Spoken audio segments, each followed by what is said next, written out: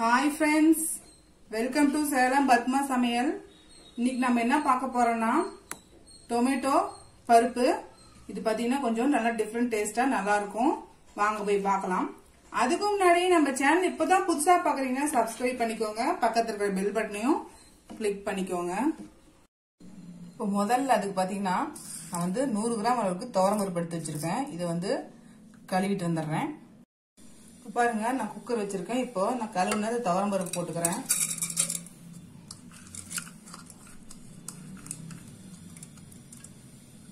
இதுல தண்ணி நான் ஒரு 1/2 லிட்டர் அளவு ஊத்துறேன்। இப்போ 1/4 டீஸ்பூன் மஞ்சள் பொடி, 1/4 டீஸ்பூன் சீரகம் இதை போட்டுக்கலாம்। இப்போ இதை க்ளோஸ் பண்ணி ஒரு 4 விசில் வச்சு எடுத்துக்கலாம்। இப்போ பாருங்க, நான் கடாய் வச்சிருக்கேன்। இதுல ஒரு 2 டீஸ்பூன் அளவுக்கு ஆயில் ஊத்திச்சுக்கலாம்। நான் ஊத்துறது கடலை எண்ணெய், உங்களுக்கு எது இருக்கோ அதை யூஸ் பண்ணிக்கலாம்।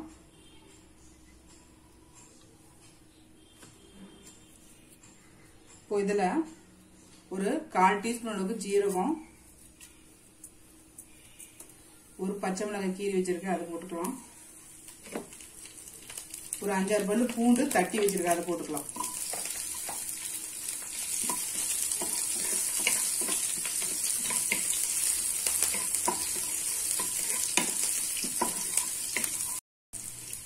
பாருங்க, பூண்டு செவந்துருச்சு। இப்போ ஒரு சின்ன கொத்து கருவேப்பிலையும் ஒரு சின்ன சைஸ் பெரிய வெங்காயம்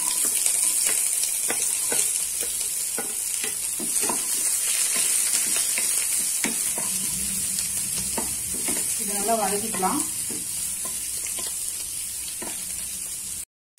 இப்போ வெங்காயம் பாருங்க நல்லா வதங்கிருச்சு। நான் வந்து இப்போ 2 பெரிய சைஸ் தக்காளி கட் பண்ணி வச்சிருக்கேன், அதை போட்டுறேன்।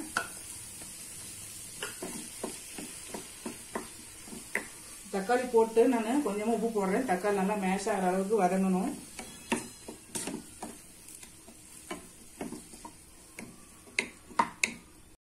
இப்போ தக்காளி வதக்கிறதுக்கு நம்ம க்ளோஸ் பண்ணி ஒரு 2 நிமிஷம் வதக்கிக்கலாம், நல்லா மேஷ் ஆயிரும்। ஓபன் பண்ணி பார்க்கலாம்। பாருங்க, தக்காளி ஓரளவுக்கு நல்லா வதங்கிடுச்சு। இப்போ இதில் 1 டீஸ்பூன் தனி மிளகாத்தூள், 1/4 டீஸ்பூன் மஞ்சள் பொடி,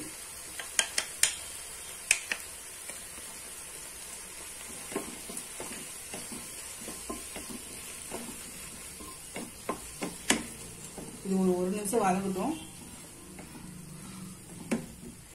இப்போ இதுல நான் கொஞ்சமா தண்ணி ஊத்திக்கிறேன், ஒரு 1/2 கிளாஸ் அளவுக்கு।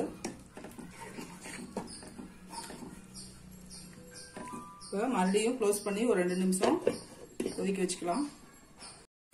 இப்போ ஓபன் பண்ணலாம், 2 நிமிஷம் ஆயிடுச்சு।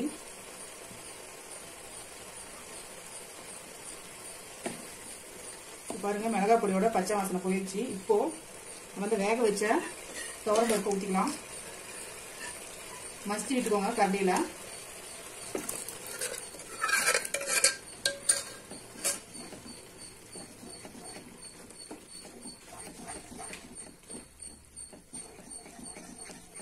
இப்போ இதுல மீதி தேவையான அளவுக்கு உப்பு போட்டுக்கலாம்। நம்ம தக்காளி வதங்கும் போது கொஞ்சம் போட்டிருக்கோம்।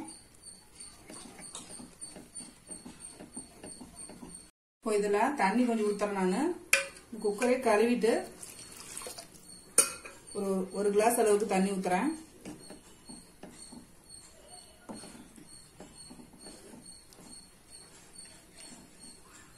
இப்போ மறுபடியும் ஒரு 5 நிமிஷம் நம்ம கொதிக்க வச்சுக்கலாம்। 5 நிமிஷம் ஆயிடுச்சு, ஓபன் பண்ணி பார்க்கலாம்।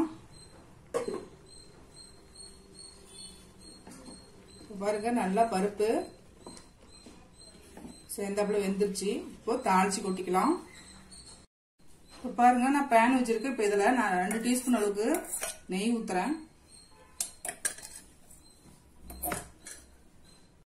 இப்போ இதுல 1/2 டீஸ்பூன் அளவுக்கு கடுகு போட்டுக்கலாம்।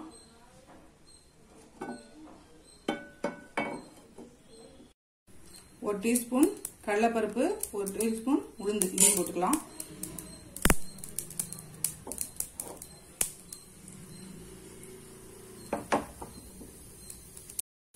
ரெண்டு காஞ்ச மிளகாய், கொஞ்சமா பெருங்காயம்,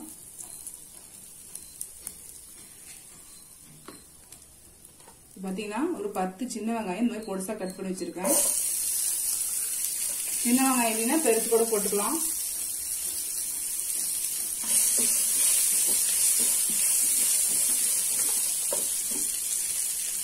கருவேப்பிலை கொஞ்சம்,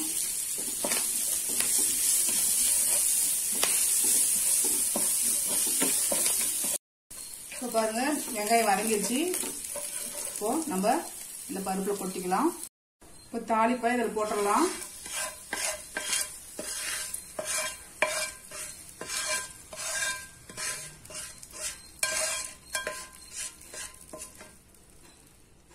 இப்போ இதுல